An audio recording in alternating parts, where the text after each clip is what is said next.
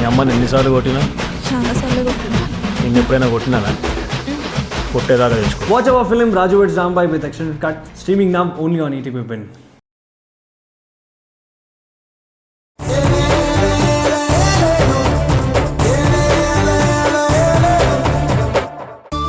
బయలుదేరిపోయావా? బయలుదేరాను. ఓకే, ఆఫీస్లో కలుద్దాం. అలాగే, ఆఫీస్లో కలుద్దాం. Bye bye. ఎందుకు అల్లుడు అనవసరంగా కారు పంపావు? వాళ్ళకి ఆటోల్లోనూ బస్సుల్లోనూ తిరగటం అలవాటే కదా. ఆఫీసుకు కూడా అలాగే వచ్చేసుంటారు. ఒక్కరి కోసం కారు పెట్టడం కంపెనీకి వేస్ట్ కదా అల్లుడు. తన పోస్ట్కి కంపెనీ వెహికల్ ప్రొవైడ్ చేస్తుంది. అలా చూస్తే నీ పోస్ట్కి కార్ ఫెసిలిటీ ఉండదు. నువ్వే ఈ కార్లో వస్తున్నావు, పైగా CEO కార్లో. నువ్వే కార్లో వస్తున్నప్పుడు తనకి కార్ పంపించడంలో ప్రాబ్లం ఏంటి? అంటే పెట్రోల్ వేస్ట్ కదా అని. మావయ్య, నువ్వు ఇంకొక విషయం గుర్తుపెట్టుకోవాలి. కంపెనీలో తన డిజిగ్నేషన్తో పాటు అడిషనల్గా ఒక క్వాలిఫికేషన్ కూడా ఉంది. డిజిగ్నేషన్, అడిషనల్ క్వాలిఫికేషనా? అవును, మధు నా భార్య. ఒక భర్తగా తన సౌకర్యం చూసుకోవడం నా బాధ్యత. ఏదో ఒకటి మాట్లాడాలని పిచ్చి పిచ్చిగా మాట్లాడకండి. ప్రవరాగ్యుల్లా ఉండేవాడివి ఇప్పుడు ఇలా తయారయ్యావు. చాలా దూరం వెళ్ళిపోయావు రాలుడు.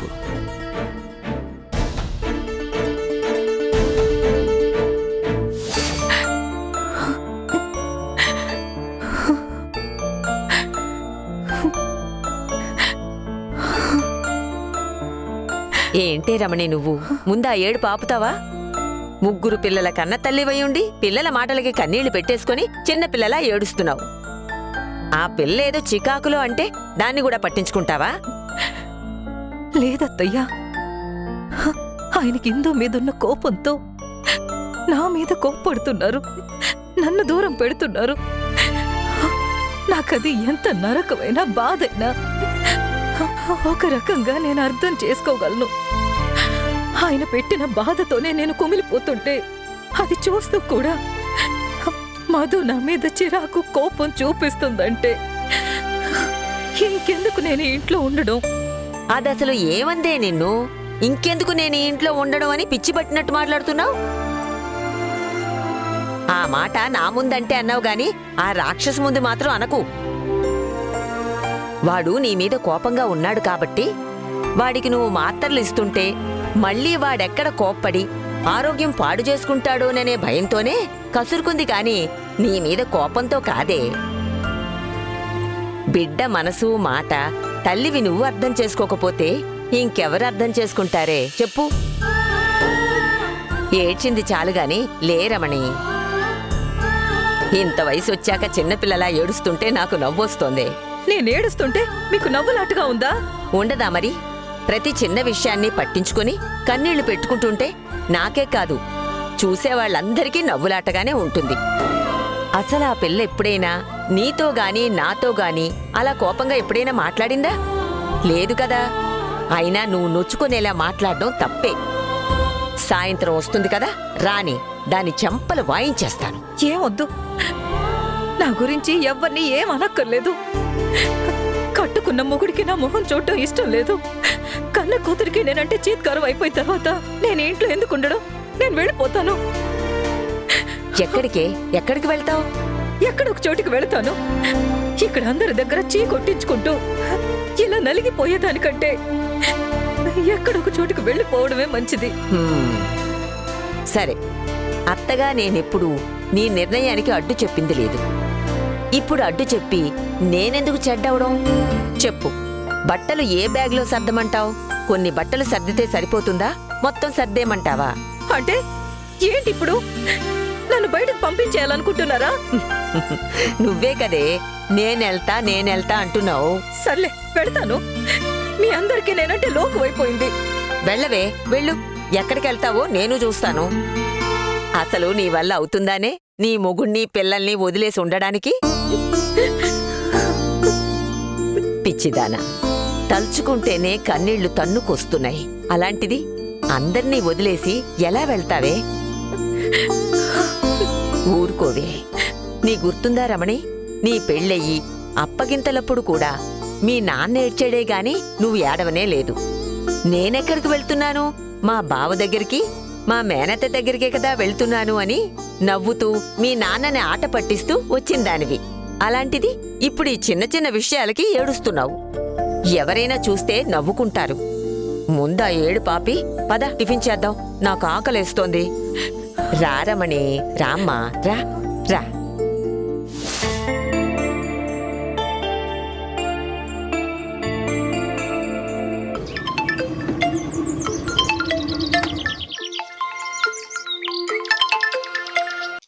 చెప్పండి మధుగారు. అక్కతో ఒకసారి మాట్లాడదామని చేశాను. అవునా, నేను ఇప్పుడే పని మీద బయటకొచ్చాను. ఇంటికి వెళ్ళడానికి కాస్త టైం పడుతుంది. ఏమైనా అర్జెంటా? ఇంటికెళ్ళి కాల్ చేయిస్తాను. పర్లేదండి, క్యాజువల్గానే పలకరిద్దామని చేశాను. ఎలా ఉంది తను? ఆ, ఎలా ఉంది అంటే ఏం చెప్పాలి? మీకు తెలుసు కదా, పెళ్ళైన దగ్గర నుంచి మీ నాన్న గురించి బాధపడుతూనే ఉంది. ఇప్పుడు మీ నాన్నగారికి ఇలా అయిపోయిందన్న బాధతోనే తిండి నిద్ర లేకుండా అవస్థ పడుతోంది. మేము ఎంత చెప్పినా తను బాధ నుంచి బయటికి రావట్లేదు. తనని ఎలా సముదాయించాలో మాకు అర్థం కావడం లేదు. నేను, మా అమ్మ, మా అక్క మా వల్ల అయినంత సర్ది చెప్పడానికి ప్రయత్నిస్తూనే ఉన్నాం. కానీ తనలో మార్పు లేదు. బాగా డిప్రెషన్లో ఉంది. సరే అండి, నేను తర్వాత మాట్లాడతాను. అలాగేనండి. ఆన్ ద వే అక్కని కలిసి వెళ్తే బాగుంటుంది.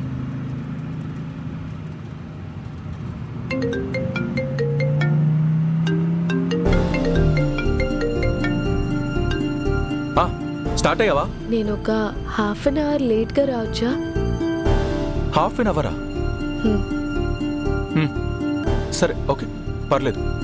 థ్యాంక్ యూ అండి. ఆఫీస్కి రాకుండా హాఫ్ అన్ అవర్ పర్మిషన్ అడుగుతుంది. ఎందుకై ఉంటుంది?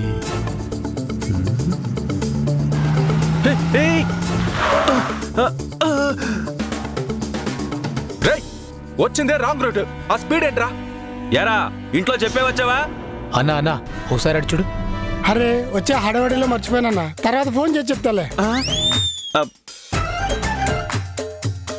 చూసేవాళ్ళుడు ఆడు ఎటకారం, బ్రేక్ వేసి తప్పు చేసేవాళ్ళుడు గుద్దేసి ఉండాల్సింది. అంత శాడిజం ఎందుకు మామయ్య? ఆ, ఆ, వాడు పుణ్యకోటిలా ఉన్నాడు కదరా. వాడిలాగా ఉండడం కాదన్నా, వాడే.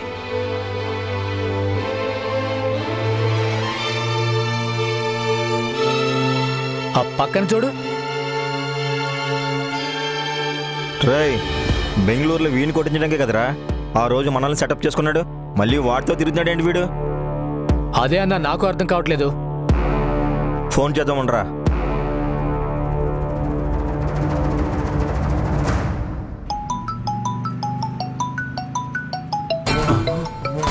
వీడు నాకు కాల్ చేస్తున్నాడేంటి?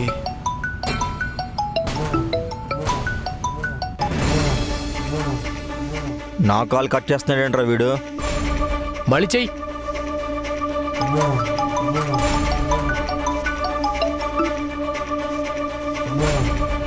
మళ్ళీ కట్ చేస్తున్నాడు వీడు. కాలుస్తుంటే కట్ చేస్తున్నావేంటి మామయ్య? మాట్లాడండి, పర్లేదు. అంత ఇంపార్టెంట్ కాల్ కాదులే అల్లుడు. హెడేక్ కాల్స్ ఇవన్నీ. మళ్ళీ చెయ్యి. పదే పదే చేస్తున్నారంటే ఏదైనా ఎమర్జెన్సీ అయి ఉండొచ్చేమో. తీసి మాట్లాడు మావయ్య. ఇది అప్పు అడిగే బ్యాచ్ అల్లుడు. అప్పు అడగాలంటే మాత్రం ఇలానే పదే పదే చేసి సతాయిస్తూ ఉంటారు. అప్పు తీసుకున్నాక మనం ఎన్నిసార్లు ఫోన్ చేసినా తీరు, స్విచ్ ఆఫ్ చేసేస్తారు, మనల్ని బ్లాక్ లో కూడా పెట్టేస్తారు. వీడు ఫోన్ చేయడం ఆపేలా లేడు. స్విచ్ ఆఫ్ చేసేద్దాం.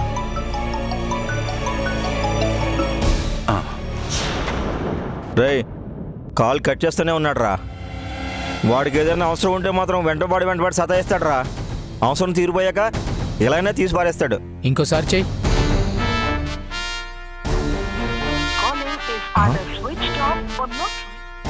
స్విచ్ ఆఫ్ చేసుకున్నాడు రా.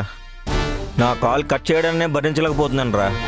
అలాంటిది నేను ఫోన్ చేస్తుంటే స్విచ్ ఆఫ్ చేసుకుంటాడా? వాడిని వదిలిపెట్టకూడదురా. ఒక్క 10 నిమిషాలు వచ్చేస్తాను. Okay madam.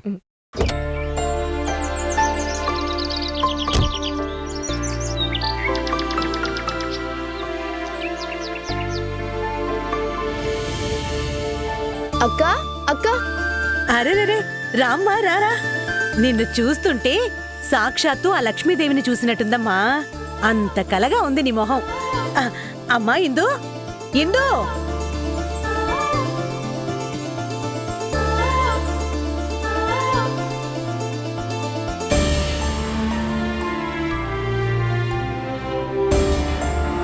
ఏంటక్క ఏమైంది నీకు? ఇలా చిక్కిపోయి మొహం బాడిపోయి ఉంది. సరిగ్గా తింటున్నావా లేదా? అలా అడగమ్మా. నేనెంత చెప్పినా వినకుండా నిద్రాహారాలు మానేసి ఎప్పుడు ఇదిగో ఇలా దిగులుగా కూర్చునుంటుంది. ఏంటక్క ఇది? జరిగిపోయిన దాని గురించి దిగులు పడుతూ తినకుండా కూర్చుంటే నీ ఆరోగ్యం పాడవుతుంది తప్ప ఏమైనా ఉపయోగం ఉంటుందా? సమస్య వచ్చినప్పుడు పరిష్కారం గురించి ఆలోచించాలి తప్ప దిగులు పడకూడదు. అసలు సమస్య నేను పుట్టకుండా ఉండుంటే ఎవరికి ఏ సమస్య ఉండేది కాదు. అనవసరంగా పుట్టాను. ఇప్పుడు ఏమైందని ఇలా మాట్లాడుతున్నావు? ఇంకేం కావాలి? కన్న తల్లిదండ్రులకి తోబుట్టోళ్ళకి చివరికి నాకు నేనే సమస్యగా ఉన్నాను. నా జీవితం నాకే నచ్చట్లేదు. అసలు బతకాలనిపించట్లేదు. అక్క ఇంకొకసారి పిచ్చి పిచ్చిగా మాట్లాడావంటే కొట్టేస్తా చెప్తున్నా. మేం సముదాయించాలని చూసినా ఇలాగే మాట్లాడుతుంది. మీరైనా కాస్త గట్టిగా చెప్పండి. అక్క ప్లీజ్ ఇలా డిప్రెసివ్ గా ఉండకు. కొంచెం పాజిటివ్ గా ఆలోచించు. లేనిపోనివన్నీ ఆలోచిస్తూ నీలో నువ్వే కృంగిపోకు. నీ ఆరోగ్యం పాడైపోతుంది. తిన్నావా? తినడం గురించి మాత్రం అడక్కండి. ఏదైనా తెచ్చి పెడితే అది ఎండిపోయి అలాగే ఉంటుంది తప్ప అస్సలు ముట్టుకోవట్లేదు. బతిమాలి మాకు విసుగొస్తుంది తప్ప ఇందు చేత మాత్రం మేం తినిపించలేకపోతున్నాం.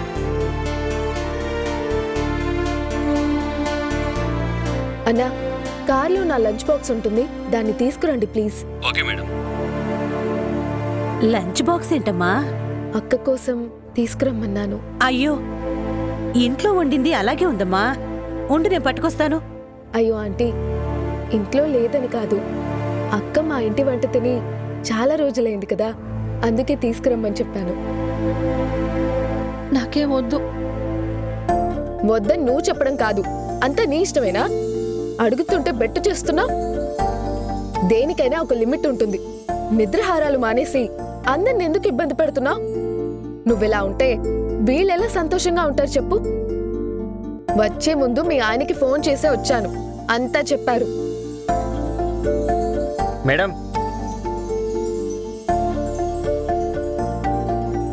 థ్యాంక్స్ అన్నా. Okay madam. ఆంటీ ఒక ప్లేట్ ఇవ్వరా? సరేనమ్మా. మధు నాకిప్పుడేం వద్దు, తర్వాత తింటాను. తర్వాత ఏం తింటావు? వీళ్ళ బుర్ర తింటావు అంతే. నువ్వు రా చెప్తాను. అది కాదు మధు. రా రా. ప్లీజ్ మధు, నాకేం వద్దు.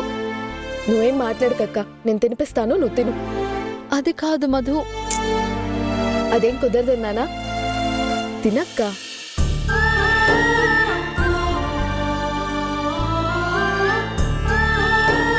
ఇదిగో ఇలా ఏడుస్తూ ఉన్నావంటే నాకు ఇష్టం ఉండదని నీకు తెలుసు కదా.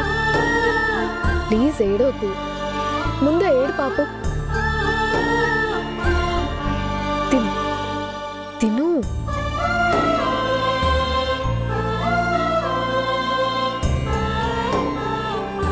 నేను ప్రతి పూట ఫోన్ చేస్తూనే ఉంటా. తినలేదని చెప్పారనుకో, నేనొచ్చి తినిపిస్తా. నన్ను ఇబ్బంది పెట్టకూడదని నువ్వు అనుకుంటే వీళ్ళని సతాయించకుండా టైంకి తినాలి. అక్కడ మా నాన్న, ఇక్కడ మా అక్క, సరిపోయారిద్దరు. ఏమిటోనమ్మా, రోజులు గడుస్తున్న కొద్దీ పరిస్థితి మెరుగుపడుతుంది అనుకుంటే ఇలా అవుతుంది అనుకోలేదు. ఇందు అక్కడికి రాగానే మీ నాన్న మనసు కాస్తైనా కరుగుతుందనుకున్నాం. కానీ ఆవేశపడి అలా ప్రాణాల మీదకి తెచ్చుకుంటాడని ఏమాత్రం ఊహించలేదు. నువ్వు మీ అమ్మగారు ఎంత పిలిచినా రానని మొండిగా ఉన్న మీ అక్క చివరి నిమిషంలో మీ అత్తగారు పిలవడం వల్లే వచ్చింది.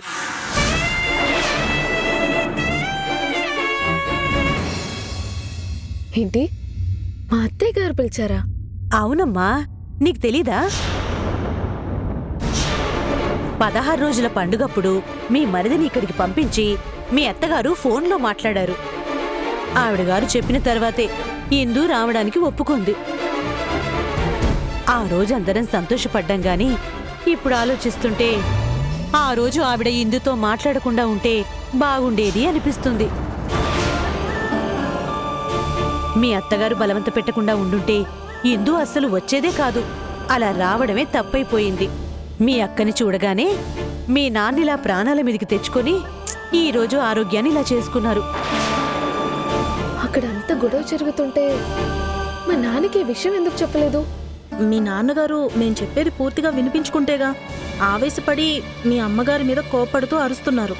ఆ సమయంలో మీ నాన్నగారు నాపి విషయం చెప్పగలిగేది మీ అత్తగారు ఒక్కరే కానీ ఆవిడెందుకు నోరు మెదపలేదో మాకైతే అర్థం కాలేదు.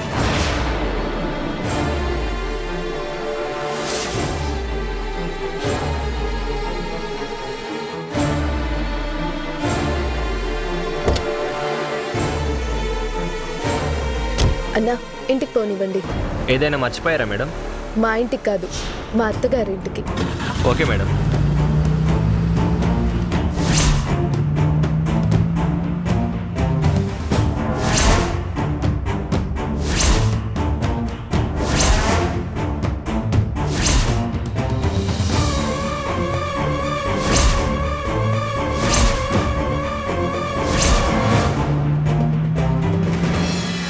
సుధీర్ వెళ్ళి మాట్లాడి రానా అని అడిగినప్పుడు వద్దు అని ఖచ్చితంగా చెప్పేశాను.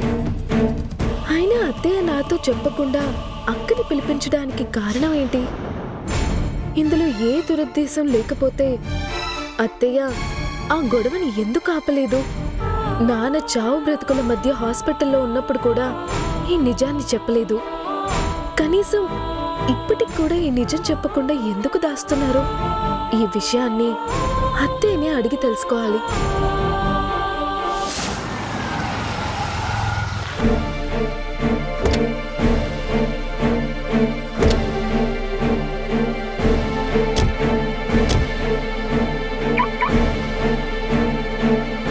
జరిగిందంతా అక్కకి అప్డేట్ చేయాలి. చెప్పరా, ఆఫీస్కి రీచ్ అయిపోయారా? వచ్చేసామక్క. వచ్చేదారిలో ఏం జరిగిందో తెలుసా? ఆ మధు మనోడికి కాల్ చేసింది. ఏం మాట్లాడుకున్నారు? మనోడు భార్య కోసం స్పెషల్ కేరింగ్ తో కారు పంపించాడు. అవునా? అవునక్క. అప్పటికి నేను అల్లుడితో అన్నాను, వాళ్ళకి ఆటోలోను బస్సులోను తిరగటం అలవాటే కదా, ఏ ఆటోలోను బస్సులోను వచ్చేస్తుంది అల్లుడు, అనవసరంగా కారు ఎందుకు అని. దానికి అల్లుడు ఏం చెప్పాడో తెలుసాక? ఏ అర్హత లేని మీరే కంపెనీ సీఈఓ కార్లో వచ్చినప్పుడు మధు నా భార్యకి ఆ మాత్రం సౌకర్యం లేకుండా ఎలా చేస్తాను, నోరు మూసుకుని కూర్చో అన్నాడు. అదే కాదక్క, ఇంకో విషయం, ఆ పిల్లకి కారు పంపించిన తర్వాత వీడికి ఫోన్ చేసి హాఫ్ అన్ అవర్ లేట్ గా రావచ్చా ఆఫీస్ కని పర్మిషన్ అడిగింది. అంటే మధు ఇంకా ఆఫీస్కి రాలేదా? హాఫ్ అన్ అవర్ లేట్ గా వస్తానని చెప్పింది అంటుంటే మళ్ళీ రాలేదా అని అడుగుతావేంటక్క? లేట్ గా వస్తానని ఎందుకు అడిగిందో కనుక్కున్నావా? లేదక్క, ఎందుకు అని వీడు అడగలేదు, ఆ పిల్ల చెప్పలేదు. మధు రాగానే ఇమ్మీడియట్ గా నాకు కాల్ చేయి. అలాగే అక్క. మధు ఎందుకు లేట్ గా వస్తానంది? ఎక్కడికి వెళ్తుంది? ఏం చేస్తుంది?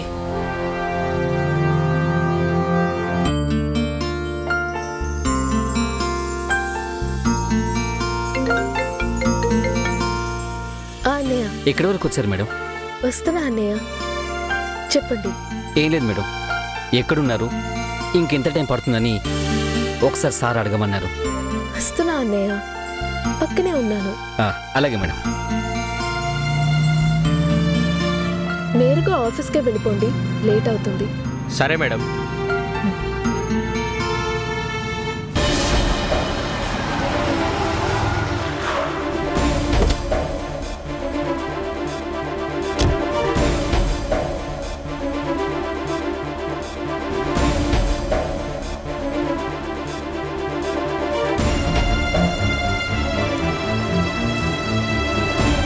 ఏంటి, ఫోన్లో మాట్లాడేటప్పుడు చాలా ఉత్సాహంగానే మాట్లాడింది, ఇప్పుడు మాత్రం జరగరాందేదో జరిగిపోయినట్టు ఎంత సీరియస్గా మొహం పెట్టుకుని వస్తుంది? ఏమై ఉంటుందబ్బా?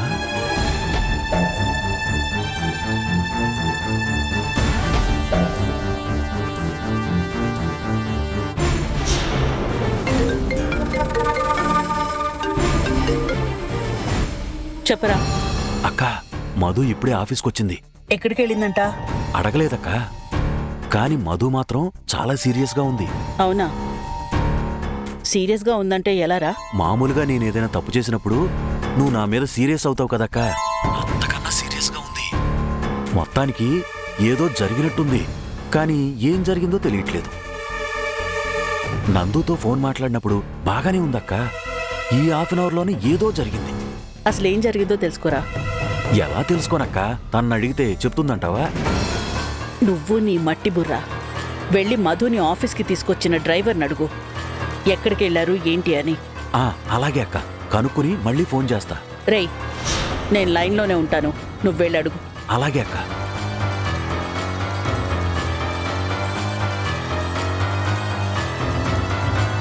మనోజ్ సార్, ఏంటి ఎంత లేట్ అయింది? మేము అదే టైంలో బయలుదేరాం, అదే రూట్లో వచ్చాం. ట్రాఫిక్ కూడా పెద్దగా ఏం లేదు కదా. అదేం కాదు సార్. మేడం వాళ్ళ అక్కగారింటికి వెళ్ళాలన్నారు, అక్కడికి వెళ్ళాం. అక్కడే ఒక 20 నిమిషాలు ఉన్నాం, అందుకే కొంచెం లేట్ అయింది. లేట్ అవుతుందని సార్కి ముందే చెప్పారు సార్ మేడం. అవునా? అవును సార్. సర్లే సర్లే, లేట్ అయితే మధ్యలో ఏదైనా ప్రాబ్లం అయిందేమో అని అడిగానులే. నువ్వు నీ పని చూసుకో. అలాగే సార్. అక్క, మొత్తం విన్నా కోటి. మధు ఇందు వాళ్ళ ఇంటికెళ్ళి అంత సీరియస్గా వచ్చిందంటే ఏదో తేడా కొడుతుందక్క.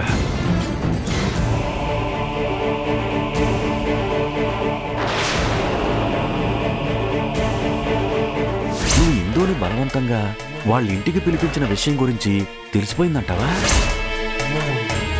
ఉదయం ఆఫీస్కి వచ్చిన దగ్గర నుంచి లంచ్ టైం వరకు ఏదో ఒక టెన్షన్తో డిస్టర్బ్ మూడ్లోనే ఉన్నావు. సీరియస్గా ఆలోచిస్తున్నావంటే ఏదో సీరియస్ ప్రాబ్లమే అయి ఉంటుంది.